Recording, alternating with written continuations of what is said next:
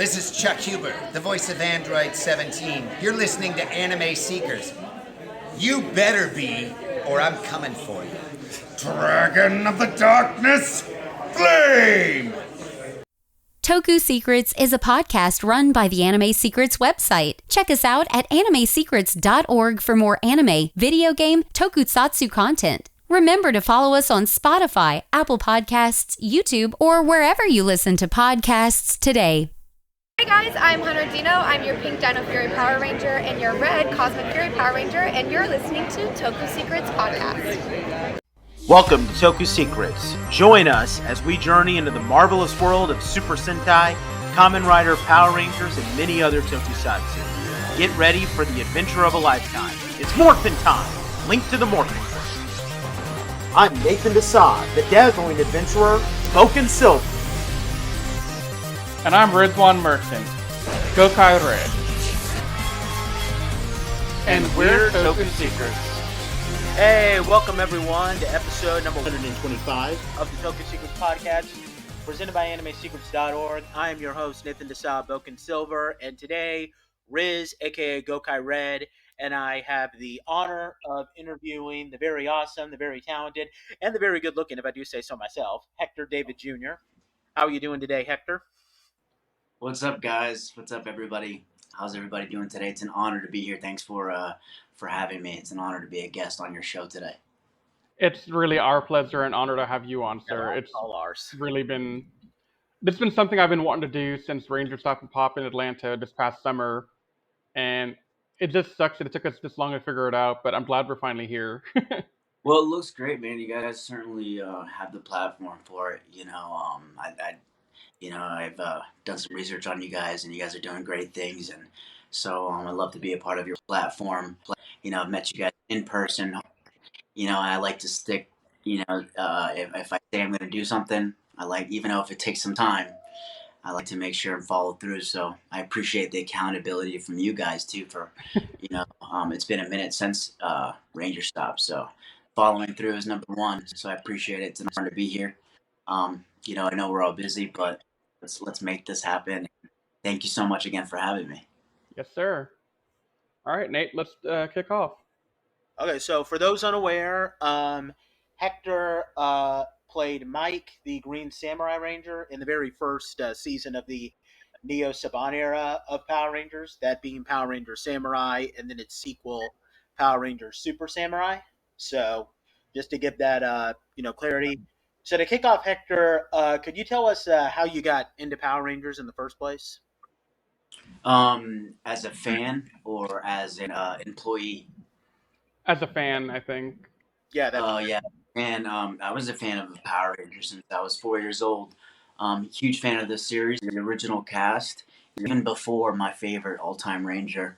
R.I.P. to one of the greatest Power Rangers of all time, Jason David Frank. But I was a big fan of the original cast and was super blown away when they added a sixth Ranger for the first time, in the original series in the 1993, 1994. And so I was a huge fan. I'm a fan first. And so, to live out one of my childhood dreams and, to go to such a awesome film school like Power Rangers, because it really is like a film school. You get to work in, on a high intensity film set 6 days a week, sometimes 7 for an ADR day, pumping out, 3 episodes every 7 days. It was a well-oiled machine, working with Power Rangers, but such an honor to see it all come to what it is now, and 30 years, once and always, and how Power Rangers has grown and progressed and reached people all around the world in different ways and different magnitudes from different age groups. And has definitely been a part of my life since I was a little boy, in my family's life. So it's really cool to just, even sit here and be able to talk about being a Ranger, let alone working with some of the alumni, in the 20th anniversary. It's just it's been a wild ride to see Power Rangers grow as a fan. Like, I'm a fan first, so. Definitely. We're all fans, I think. I've been into this entire thing since literally day one of Power Rangers being launched in America, so I Yeah. completely feel you on that. What about you? What about you, Nathan? Yeah, Power Rangers came out 1 year before I was born, but funnily enough, one of my early memories from I don't know how I remember this, but I was probably barely a year old, and I remember just sitting next to my older brother as he was watching a Mighty Morphin episode, and I remember the Mighty Morphin episode specifically where it's like a season 2 episode where Tommy and Kimberly are fighting because they're under a spell. I think it was called Best Man for the Job. I have no idea how I'm able to remember that specific memory, but yeah, one of my early memories is watching Power Rangers. So No, That's that's cool. No, no, no. They say. I mean, it's definitely a possibility that you could remember that. I definitely have some. I know there's a really scientific word for that type of memory. But I have those memories and flashbacks. You know, from being that young as well, being a year old, 2 years, vivid memories of people. You know, and I surprise people a lot of times with things that I remember. But yeah, you know, Power Rangers is just one of those things that's a part of a lot of people's lives, whether they want to admit it or not. You know, it doesn't matter because it actually, at the end of the day, at some point you must have thought it was cool. You know, at some point, or you know, it is what it is. yeah. What? So, what was your favorite season growing up? Oh, my favorite, definitely because I grew up watching Mighty Morphin. It was I have to say Mighty Morphin, the original movie was my favorite film. Um, I liked going through the series later on, 10 years later, when my brother was born and when my nephew was born, handing over my VHS tapes to them, my Power Rangers action card games over to them, and watching Wild Force, Lost in Space, Lost to Galaxy.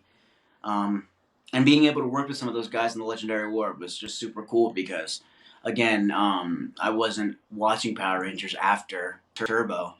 You know, I had moved on to other things, but being able to share Power Rangers experience with my nephew and my brother and my nieces and my family, you know, and for other seasons was really cool. And working with Rangers like Ricardo Medina, who played Cole on Hmm. Wild Force. Um, Such a cool character, Decker, that he played. Such a cool villain. One of my favorite Power Rangers villains of all time, as far as a human form villain.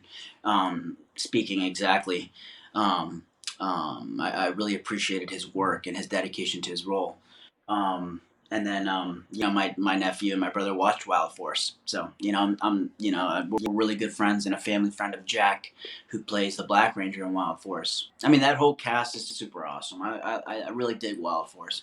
I've had great memories with them through the years. Jessica, Allison, you know, Pete, Philip, you know.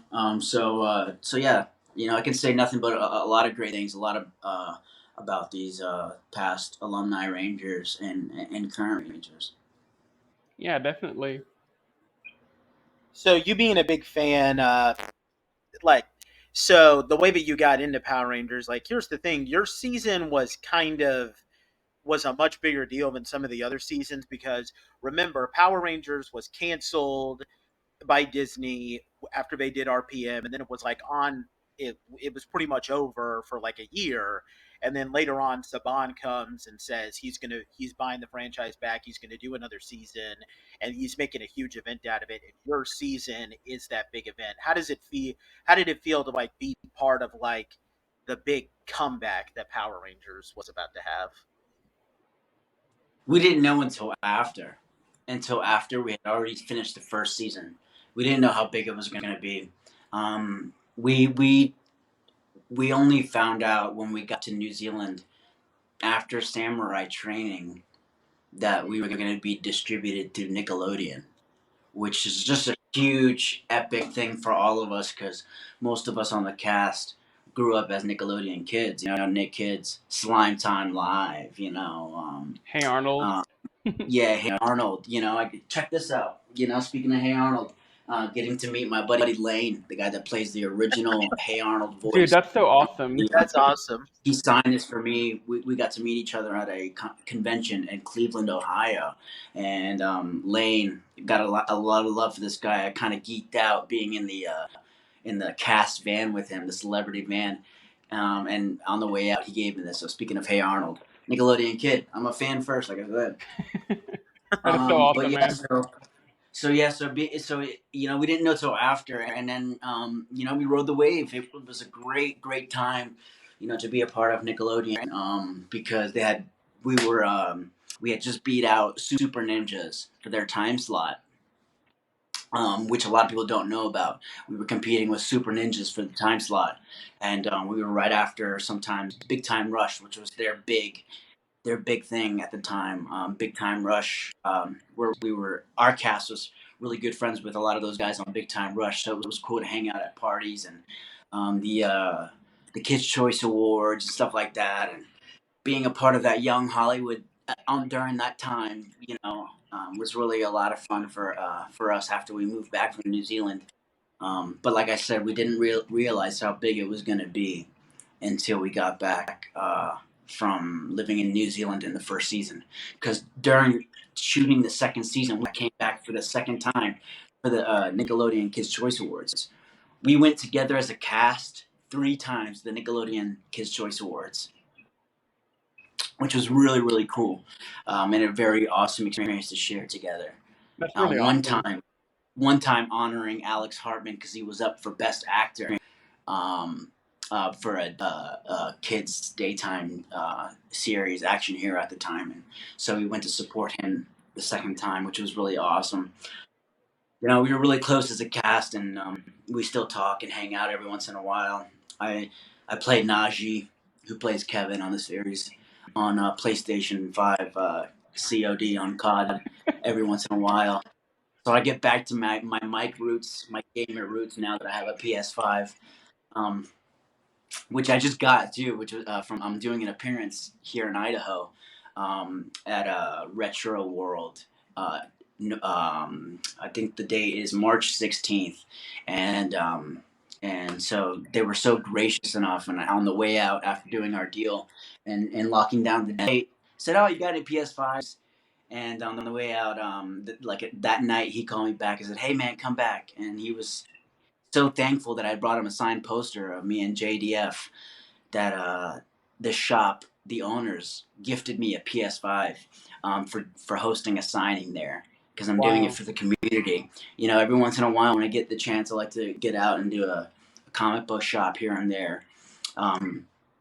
And sometimes I do them for free. Sometimes I do them on the road when I'm on tour, and so to be able to work out such a cool deal, that wasn't something that was initially, I wasn't even thinking. It was just, oh, you got, because they're a gaming store, so they got, I was like, oh, you got any PS5s, and little did I know, you go, a little bit of kindness goes a long way, doing something for the community. So. I play Najee on there now every once in a while, and keeping up with our cast is awesome. Erica Fong, Brittany Ann Purdo, Alex Hartman, Kim Crossman. Such a great, fun cast. That's really awesome. Yeah. So how was it where were you when you first found out that you'd be joining the Samurai cast? Oh man, I was at my buddy had just flown in from Florida, a DJ buddy of mine, and we were heading over to a big like a dancers party, I was really in the dance community at the time. I was finishing up my scholarship at Debbie Allen Dance Institute in Los Angeles, and so there's a bunch of very well known dancers in the community, famous choreographers at a party, just a pool party, hanging out. And I remember sitting there getting a message from my agent. No, I'm sorry, from Jenna, who worked for Iris Hampton, who's been casting Power Rangers since the beginning. Jenna had reached out to me and said, "Hey, Green Ranger." At the same time, my agent was calling me, and I'm sitting by the pool. I'm like, "What?" And so all these dancers who are big and well known, dance for Justin Timberlake, Usher, Jennifer Lopez, you name it, some of the biggest dancers. I was making my way up in the dance community. I had only been in LA for like a year and some change, and so they all got to witness me. And my boy had just flown in that day, got to witness me booking one of the coolest, iconic roles of all time, let alone the Green Ranger. You know, so yeah, and then it just happened from there on out. I remember like busting out flips and just being so excited, off adrenaline. Um, and I knew who the other, like in my heart, I knew who the cast was going to be because they were at the last audition. They sized us up, and somehow, who ended up being part of the cast, we kept getting in the same groups. They switch one of us out, but we would still all end. It was like a domino effect or like a card game. Like they would just be switching out, sizing us up. Just uh, kind of like a dress rehearsal, callback, if you will. And it was really cool because I knew who was going to be chosen. I knew Alex Hartman was going to be a part of was going to be the Red Ranger, was going to be a Power Ranger. I just knew it. He brought his samurai sword to the audition. you know, if a guy's not taken serious at that point, That's so Red Ranger awesome. brought a sim. I busted a backflip off the wall and nearly put a hole in the wall. My first audition with Iris Hampton. But when you want something so bad enough and you believe in yourself, you figure out stuff to make it happen. And so that's the exciting part about being young, big dreams, big aspirations, and then already being mixed in that world of entertainment. So you're constantly seeing the things that you want. You want to be on that stage. You want to be working with that artist. You want to be making that movie. So at that time, I was just really around peers that were uplifting me, to my greatest expectations of what I thought my career was going to be. That's awesome. And how was it? How was it filming in? You mentioned how you guys were filming in New Zealand. How was that experience filming in New Zealand? Filming was awesome. Filming was awesome. It was definitely a challenge.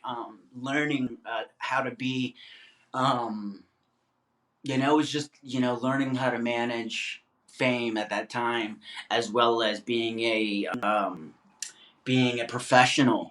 It was all our very first, our really big first gig. We'd all been in the industry, but our very first big gig where a lot was expected of us across the board. We were representing a huge brand and one of the biggest, if not one of the biggest television network for children of all time, Nickelodeon.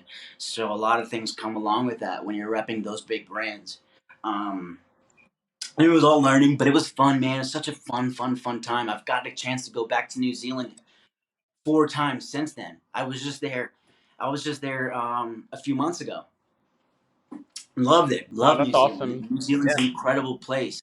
They're not filming there anymore right now, but I've got to go back a few times, even when they were filming Beast Morphers, and it's cool because I get to see those guys on the road and have seen those guys develop into artists and the actors that they are. Yeah. And then have we're just all like brothers. With the Beast Morphers, I love those guys. Those guys are awesome. Oh, Jack.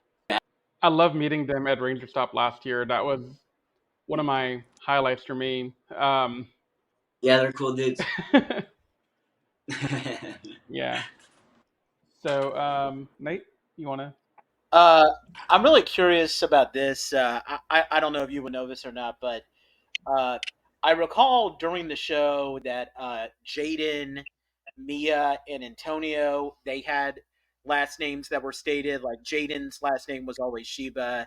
We see Mia's last name on her driver's license, and Antonio literally says his last name in his debut. But I don't remember Najee's character or Brittany's character ever having last names. Did Mike have a last name in the show? There was one that was running for a while. I created one when I was on the show because our first names changed so much, right? And so when you're going that deep and developing characters, you're gonna if you're a good actor, you're going to develop a first name, a last name, a birth date, a Scorpio sign, things you like, things you don't like, characteristics, real life characteristics that people can identify with that make your character seem authentic and real, right? So there was things that I chose because our names changed 3 or 4 times, our first names.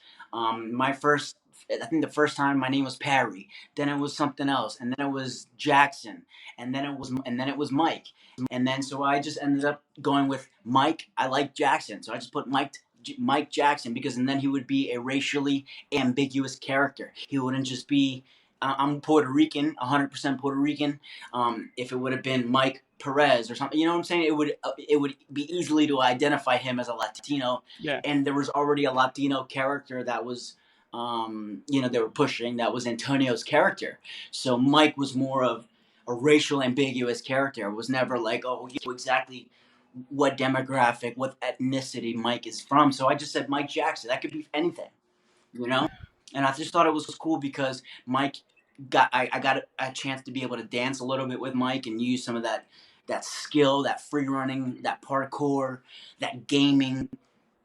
And I wasn't a big gamer growing up, so Mike being such a big gamer, was different and stuff like that. So yeah, Definitely. And so, I'm not sure. I can't confirm or deny. But there was no direct. I can't. The truth is right. I think I'm telling the truth.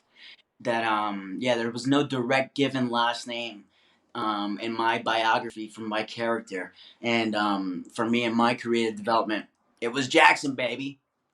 Okay, so for anybody who's watching this podcast that does the Ranger Wiki, change it. Mike's last name is Jackson. That's officially canon. Go ahead and do that. you're welcome. Toku Secrets figured it out.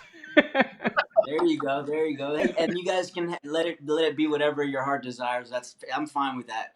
I've loved, I love the cosplayers that redesign the outfits from different seasons. I love the reincarnations of the fan films. I think that's all, and how much work, money, and dedication. You know how hard it is to get people to show up on time. Especially when you're filming an ensemble cast. So I pride all you guys, and kudos to all you guys, and a big cheers to all you guys that do fan films and do fan scripts, because it's not easy to get that many people in the room at the same time, be professional, be on it, and make good content that people want to see. And those views don't lie. So those people shooting fan film Power Ranger stuff and cosplay, doing your thing, keep doing it. Much love. Yeah, most definitely. There's some amazing fan films and fan series out there. Nathan and I were Yeah, just man. looking at one called Power Rangers Rail Riders a couple of weeks ago on the podcast, and we really love what those guys did. I mean, it Awesome. it felt almost like a real season, like something like you guys would put on. So these Hmm. guys really put their heart and soul into it. So Yeah, man, and it's not cheap to shoot something that high there, quality. it really isn't. So Yeah, you can't fake the funk these days. yeah, People can call out certain things, and if you're gonna go that deep, you know, um, you know, kudos to you guys. So I love it. yeah. Much respect. Much respect. So we mentioned earlier your 20th anniversary legendary battle. You made the big return with some of your cast and a lot of the veteran Rangers. How was that experience, and who was the Ranger that you really wanted to meet when you got there? Well, let's just be clear. I had no idea that Jason David Frank was gonna be there until I got there. So I had no clue, no clue.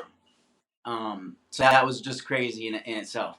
But I honestly, I didn't really know. I didn't know. I didn't know.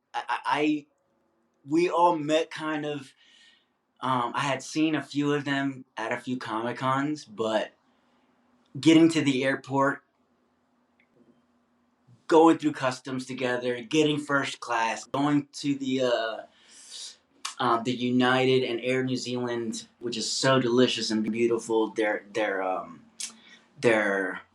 like loyalty program, area where they have food and drinks, hanging out with all Power Rangers. There was like 6 or 7 of us that met at the airport, like Jason Font.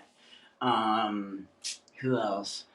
Oh man, Selwyn, Ward, man, Melody Perkin, um, uh, man, from Lost Galaxy. What's it? Danny Slavin. Um, there was a few of us that Sean. What's Sean's last name? Johnson. Yeah. Yeah. Sean, tall. Love him, man. And yeah, man. So just hanging out with them, meeting them was just super cool, and we bonded right away. So when we got there, it was just all fun and games, and suiting up again was just super cool. Yeah, and then meeting Jason, Frank, and the Frank family at that time in my life was just super influential, and has played a divine role in my life, my personal life. Um, uh, to this day. So it's just super cool to have been called the Legendary Ranger, just being a part of the last series that was on the show, a season prior to Megaforce. Whether they had match footage or not, I'll never know, but being a part of it was freaking awesome, and God made it happen. And for me and Brittany to be going back with all those Legendary Rangers, we will never forget it. One of the highest honors, being a Power Ranger is cool and such a high honor in itself, but being called the Legendary Ranger and coming back for the Legendary Battle was just, knock it out of the park. Yeah, and as someone who has met Sean C.W. Johnson in person too, I can confirm that he's really tall. He's also a friendly person. I interviewed him before too, which, yeah, that's just Such a lovely dude, man. Love that guy. I haven't seen him in years, man. I gotta reach out to him and shoot him some love, but I got mad love for that guy. He's sweet. He's a sweet dude. So, what are some of your favorite moments or memories where you've met your fans in the Ranger fandom? One was about a year ago. A young girl that came up, gave us some pictures, and I had just recently, my girlfriend had a baby, and she was congratulating me. And I noticed that she was wearing cosplay, but I had noticed that she didn't have any hair as well, in certain areas. She had patches in her hair, and then she had mentioned to me that she had been battling and was in remission from cancer, and watching Samurai and Mike and Emily's relationship and the Samurai series in general helped her get through some of their tough times, fighting chemotherapy and fighting the cancer. So stuff like that, I have always worked with special needs kids ever since I was in elementary school, helping them off the bus, helping them to class, cleaning, taking them music class, stuff like that, even in church and stuff like that. I've always been a part of special needs and programs like that in church and stuff like that. But being able to serve on that type of magnitude, and it not being fame based or me being, a celebrity or anything like that. It's more about what being on the show did for somebody, and in their life. That's really what it's all about. So that's meeting and hearing those stories never get old. Never get old that I was a part of someone's childhood. Every time I hear that, it reminds me of being a fan myself as a 4-year-old, 5-year-old kid, watching Power Rangers. So I've done a lot of work outside of Power Rangers, a lot of work, a lot of substantial work. And Power Rangers is always the gig that people want to know most about because it's so influential, and it's touched so many people's lives, so it's not, it ain't easy being green, but it's so worth it, So meeting my fans is big or small, old or young, is always a rememberable experience, and I do my best to sit and listen, and take the time, when I'm on the road, because it's important. It's important for me too. It's not, it's not just, um, uh, listening and going out, one ear out the other. I'm actually engaged, and I take those things home. And I share those experiences with my family, and because they're truly enlightening.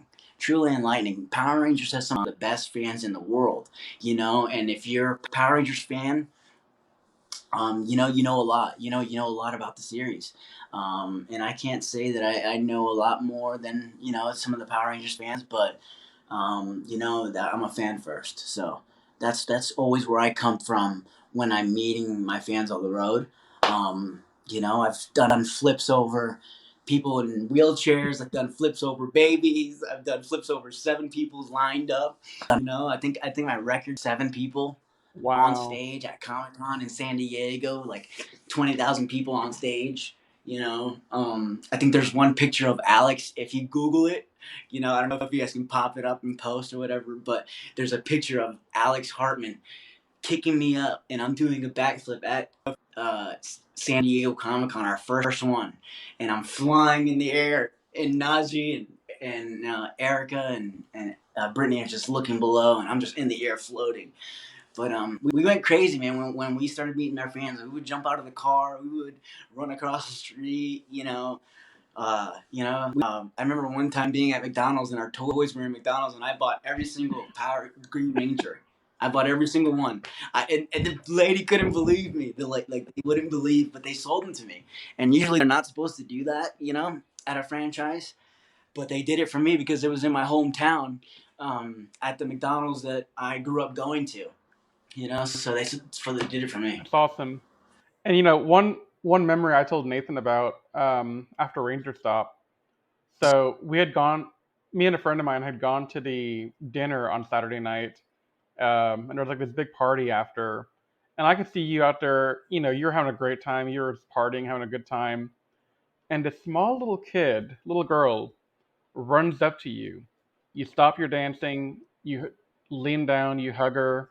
You talk to her, and you tell her, "You're hugging me, but I want you to turn around and hug your dad for Father's Day as well." And I just could not get over that moment, man. That was so beautiful to me. Yeah, man. Yeah, it's being a Power Ranger is super super Yeah, cool. But being a daddy is like the most special and tough. It is not easy. It's so tough, but it's so rewarding, so freaking rewarding. That when you see another dad, and you have these experiences, and when you start to mature, you want other people to feel yeah, that, and that and to, I don't know, you care more about doing those type of things for people, you know, when you are a dad, or you're just a giving person. You either are or you aren't. And so it takes little effort to make someone's yeah. day. The littlest effort, and it might end up helping you in the long run. It always does. Pouring, watering plants will only just bear fruit, or so the more you water, the more fruit they'll bear, and the more leaves they'll come. So it doesn't take too much to do any of those things to make someone's day. Absolutely. um you know it's and it's worth it. It's worth it. Society would be a lot easier place to live in if people thought that way. But yeah. Yeah. So we wouldn't be a tokusatsu podcast if we didn't ask you this question. Did you ever watch Samurai Sentai Shinkenger in preparation for your role? Yeah, And how absolutely. did that influence your work as a ranger? Well, I'm still in the market for Chiaki's jacket that he wears in the show, the green jacket that he wears a lot of the time in the show. I've seen one on eBay. I'm waiting for the price to go down a little bit, but it's like $400, the exact one. The exact one. It's like an exact replica, and I want to show up to one of my events in that. And I know people will know that, as I'm stating it here, yes, we did watch it. I watched it a little more than the other guys, but we watched a lot of them together. We watched like the first 3 episodes together. That's what Jonathan showed us. That's what we were gonna reference, and then told us to forget about it the day we started shooting. And then all the script changed anyway, because we went from being like 16 to 18-year-old characters to like 17, 13, 14-year-old characters. Saban hated the scripts like the day before shooting, and we took a week off, and we went on. I think at that time we went like on a vacation to an island somewhere. Um, it was really cool because we had another chance to bond. That's why we were so tight and also so innocent. There was a lot of innocence in Power Ranger Samurai that you don't see in a lot of other Power Ranger shows. It has a lot of innocent dialogue, as well as just the way that they treat each other is innocent, um, more than dialogue you've seen in other series and different dynamics, Yeah. so. Could you this was a photo that kind of became pretty famous. It's a photo where while you're shooting the the legendary battle, there's the photo where you're with Jason David Frank, except he's not wearing the dragon shield, and he looks like he's transferring it to you while you're wearing your suits. Yeah. You want to tell us the story behind that Yeah. really famous photo that went all over the place? Yeah, for sure, man. It was a legendary moment during the legendary battle. No pun intended. I'm standing next to him in battle. Again, no pun intended. This is the real thing. And when you're playing your Power Rangers, you really believe that. You really believe it. So if we're talking about an actor who's referencing a role that he played, as Mike was in battle, Hector is coming out, having this fan moment, looking at his childhood hero. And I just straight up asked him in the middle, like while during during a break between takes, I said, Tommy, can I put the shield on? And he's like, all right, bro, I'm gonna pass it to you. And he's like, he has wardrobe come over, take it off. They put it on me, and they're still like setting up the shot. There's like hundreds, if not 1,000 people on set that day because they got all the Rangers. So him taking it off, this is just taking time away from, and every minute is like $250,000 if you think about it. Budgeting wise, like every minute, every shooting minute. And it's probably twice that. I'm just throwing out a number so you guys can understand.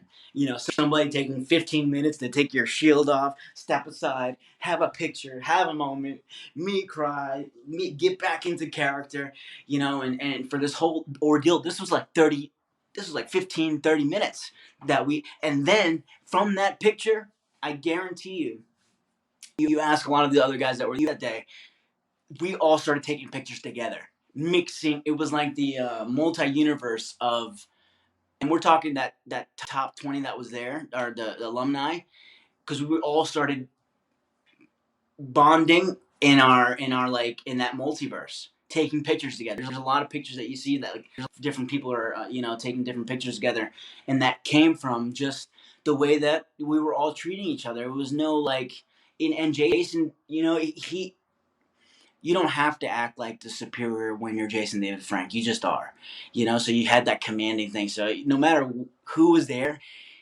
we're all just around him. He's the leader, and it's really cool, when you think about it, but he was during that time just super humble and embracing, and everybody, we just all bonded, and for years to come after that. Yeah, so that's where that photo came. It was a fan and then we always wanted to do. There's a clip that I shared when from his My Morphing Life. He had interviewed me a couple of times because he had took me under his wing during that time of filming, and really embraced me, which was legendary. Again, legendary. And we had the idea at that time because I told him, I was like, "Yo, I remember you did Forever Red. How about Forever Green?" And that photo that we took, we can, there was a lot of work and a lot of things that we wanted to say and things, how we could play it. And so there's that clip that he's talking about. He's like, yeah, so all the Green Rangers are fighting. Boom, I lose Dragon Dagger. One Green Ranger comes in, boom, they lose it. Another Green Ranger comes in, they lose it. And then you come in, boom, you grab it. And then the shield comes on you. And so that's where that happened. The shield, we talked about it, we manifested it. So maybe one day, if God grants me the opportunity to direct, produce Forever Green, I have something in the something in the wheelhouse that I'd love to put to screen. So we'll see how the future pans out. But I'd love to just do something like that, even if it was something totally demorphed. with a lot of the Green Rangers. You know, and Saban, Nickelodeon, a lot of them have taken my ideas. So this is on your platform. If they take it, let them run with it. Call me though. Call me. You know, it's so legendary that I don't care if they took my idea. It's their IP anyway. It's not mine. But still, I would love to do something with or without them. Whether it was, you know, with them somehow morphed, but without them, maybe demorphed and have all the actors that played the Green Rangers that are still with us do something really special, even if it was like just a trailer, a reel. I think it would. I think, and then maybe raise some funds for it and see if fans want to be a part of something like that and do it ourselves. Who knows? It happened before. There's been plenty of times that people have done it. So, Dear Hasbro, let's make it happen, guys. Make it happen, bro. Make it happen. So, did you ever get a chance to take any souvenirs, weapons, suits, anything yeah. offset? That was a story that we heard at Ranger Stop and Pop, and our audience at time. Yeah. No. I got to the wardrobe people gave me a whole bunch of Mike's wardrobe, which I actually liked, and I wore out to clubs sometimes. Like there was a couple of times like I I had Mike's. I still got Mike's shoes. My mom has Mike's boots. I got pieces of the spandex, you know, from the show. I never got one of the helmets because they were very expensive, and then those would be like, you know, you don't want to you just don't want to be stealing it at all. You know, stealing, I don't condone that whatsoever. You know, but when you work hard on something, you know, and there's like 10 of them, you know, I think you should have one, right? But it wasn't like that with the helmets, because the helmets are like $10,000-$20,000 a piece. They're custom made to your head. They're like made out of they're just super pristine. So you don't want to be just taking one of those or walking off set with one of those. But there was a few keepsakes that we've got to keep, you know. This one's not, but this was one of my reference Soto phone from the Japanese show. But then they showed us that they were going to put LED lights in this is our reference one. And this was a gift from my Japanese stunt double. It was one of his gifts he gave to me. It was this little guy, so I attached it to the Japanese from Japan, the soda phone that we got to that eventually turned into the Samuraiser that does our LED kanji writing in the series. But yeah, man. So there's a few keepsakes that I've got to keep. That's awesome. Yeah. Yeah, man. And it's true what they say, like Ben Affleck, like the time he tried to get the Batman, or people have tried to take their suits and they try to charge them a lot of money because it's their IP. You got to think about it. You know, you don't want somebody just running around. I could see why why didn't at that time give us our suits. Because I would be running around, like, not running around, but I would have been like, I don't know, not exploiting it, but using it. And could have gotten in trouble because it's their IP. You suiting up, you know, it's their intellectual property. I have done it one or two times for a Make-A-Wish Foundation. I would do it again, maybe at a convention, suit up. Was thinking about doing it at Ranger Stop in Atlanta this June, suiting up for the first time in like 10 years and doing a photo shoot with the guest there at the show. It's not a guarantee yet, but maybe. So, yeah, man, who knows? But yeah. That'd be awesome if you could pull it off, because I like when you guys can wear your suits and do a photo of them. Yeah, especially when you have the younger fans that still believe, like, you know, that are just into it. You know, I mean, it doesn't matter any age, but it's just it's just special when it's the kids, because they're so like, they see you in the suit, and if you still look, you know, I was on the show 15 years ago, and if I take this beard, I'm back to be a Mike. That coconut oil is doing something for me. I'm telling you. But but yeah, man. So we'll see, man. We'll see. I just think it's special when it has to do with the children, but you know, our fan base reaches any age now. it's massive, you know. So it's important that we touch everyone and everybody's involved because fans are important every age. Yeah. So, two more questions, I think, because I know we're getting to the end of Go time. ahead.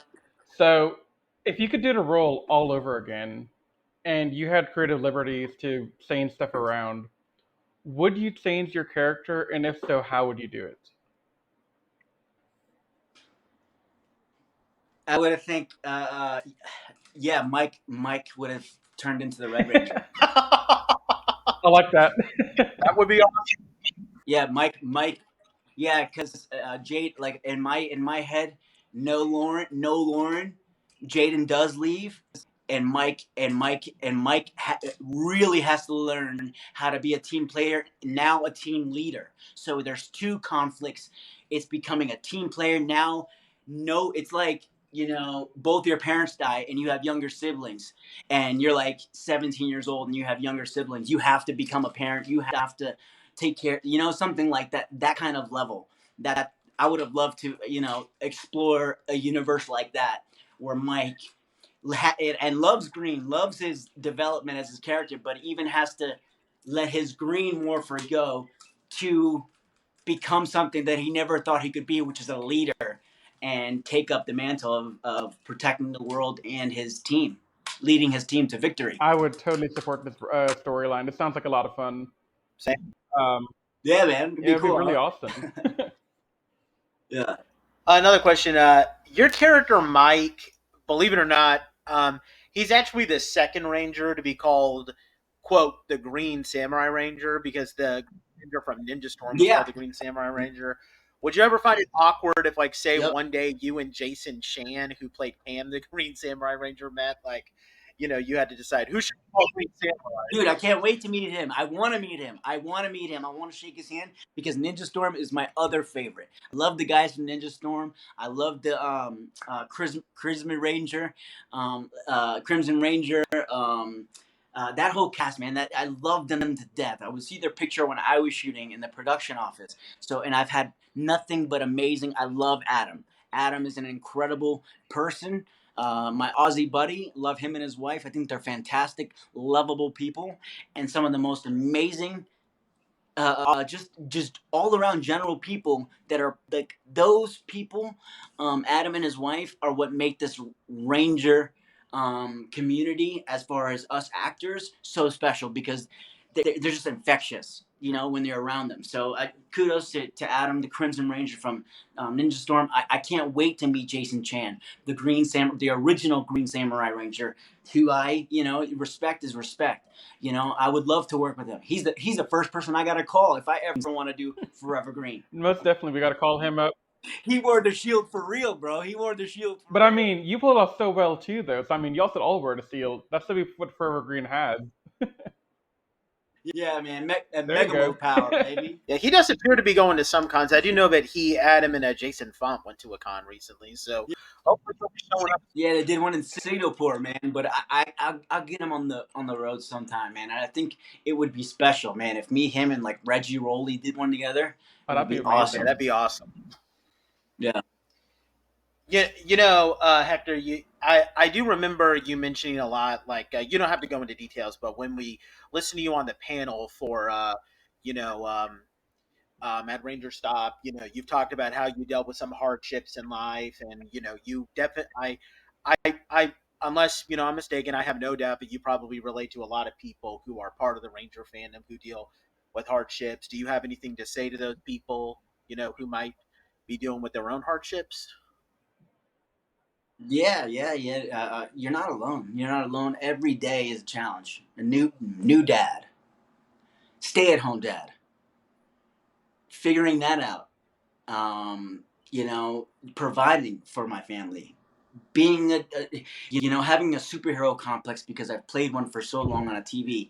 Also, being successful, and not being rich can be two different things. You know what I'm saying? When you're in this game, so it can mentally play with you. So it's just a constant. Even in my field, can be a weird complex, and somebody can develop personality disorder. and have mental health issues, but finding something that works. Put one foot in front of the other and move it. Don't take time. Take 15 minutes to sulk. If you gotta cry it out, cry it out. But keep moving. Find stuff that that's why I did the ice bath before I came in here, because I wanted to articulate my words when I came and spoke with you guys. I wanted to make sure I gave you guys undevoted devoted attention today. That's why I'm and doing things like an ice bath for 4 minutes helps me just focus on my breathing. It's one thing I get to do just selfishly for myself. So finding those things for yourself that are good, healthy habits, because we all have them. And it takes 2 weeks to develop one, and almost like 30 days to lose it. People say 2 weeks, but if you're really wanting to get rid of something and you're just replacing it with something else. So honestly, it's just I struggle all the time. You're not alone, not alone. But I have a better sense of who I am because I am a father. Leona, my daughter has taught me a lot. My relationships have taught me a lot. My family, life, a lot of death in the past 5 years has taught me a lot. So always learning and being okay with growing, being okay with slowing down a little bit, and developing meaningful moments and relationships, and not being so hard on yourself, not being so fucking hard on yourself. That's all Excuse my good. language, but that is number one. That is number one. Sometimes we can be just so hard on ourselves, and you let your mind run, and then by the end of the conversation with yourself, you're a piece of shit. By the end of your conversation with yourself, because you just made up a whole bunch of stuff, and it's not true. It's not true. You're special. There's something special about you. But doing things that make you feel good are important to just stay to fight those conversations. You need to have the weapons when you're going to battle, right? And it's the same with the mind. It's the same with the mind. That was really beautiful. Absolutely. Yeah, man. I hope you guys are recording this, because I'm gonna use this. We're posting this onto YouTube, so it's all recording. Okay, cool. I Yeah, want a copy, definitely. man. I want a copy. I'll help post and promote whenever it goes Awesome. live. So Hector, what are some of your upcoming projects that we can look forward to seeing you in? Right now, I have 2 projects that are on Lifetime Movie Network, both starring Vivica Fox and Eric Roberts. One is Life Coach. That's premiering right now. It's playing right now, as well as Keeping Up with the Joneses. Those 2 are on Lifetime Movie Network. 1521, originally directed by Michael Copon. It is still directed by Michael Copon, but in Hollywood things happen, and that's a whole thing. I'm not going to get into that, but I'm really proud of it. I'm proud of my relationship with Michael Copon and how we worked on a project together. That's also a brother of mine who I love, and I shared a beautiful experience with 2 weeks after my daughter was born, filming 1521. It's a huge Filipino international film that's won 4 international film festivals already. It's going to be coming back to the theaters, hopefully internationally in June, but in the Philippines everywhere.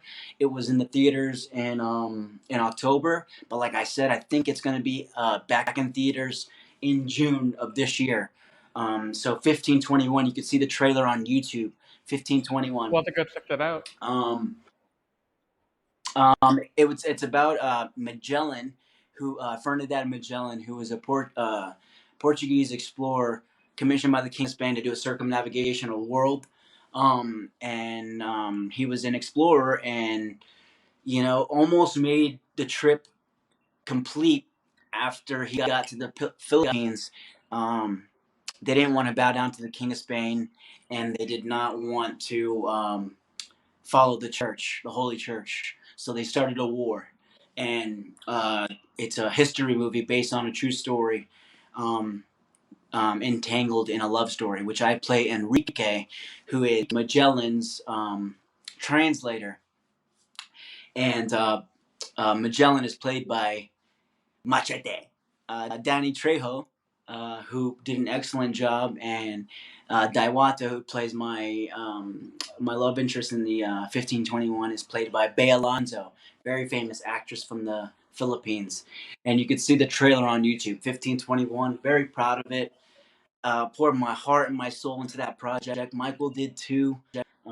Starring Michael Copon, Kostas Mandalore, and the heart and soul of the Filipino people. And it shows Filipino heroism and triumph. And one of the first times they gained their independence from an intruder like Spain. That sounds really epic, and Yeah. I'm looking forward to checking out your trailer once we're done here. Likewise. So, where can fans find you online? Definitely give me at on my Instagram, which is at Hec David And, Jr. at HEC David DAVIDJR. and we will have the links below for that. You can find me there. That's my main source.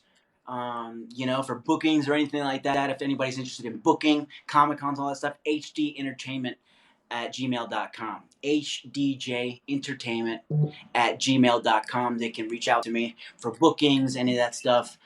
You can also DM me. I'm really easy to communicate with. So, if anybody's looking for press or wanting to do interviews, this year the year to do it because I have a lot of projects premiering.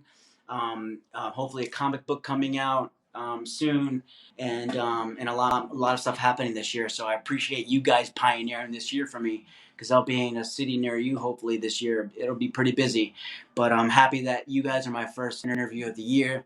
And I know we've been planning it for a while. So, I'm really proud of you guys. You guys got a great thing. Look, no glitches. We fixed the thing right in the beginning with the sound. I can't believe, my phone didn't get, because I'm doing this from my phone, we didn't get interrupted. So I'm really proud of you guys for having such a great look, and being so professional. And keep going, man. I'll be watching. I'm going to subscribe to Awesome. your We look show. forward to it. So, Hector, any last words as we close out? Booyah! And this is Hector David Jr., the Green Samurai Ranger, and we are Toku Secrets. You can check us out on Spotify, Apple Podcasts, YouTube. Check out animesecrets.org for anything else we do. We have other podcasts as well. The Jedi Squadron, where we talk all things Star Wars, and Anime Declassified for all things anime, cosplay, and convention life. So definitely stay tuned. We have a lot of really cool ideas coming up this year.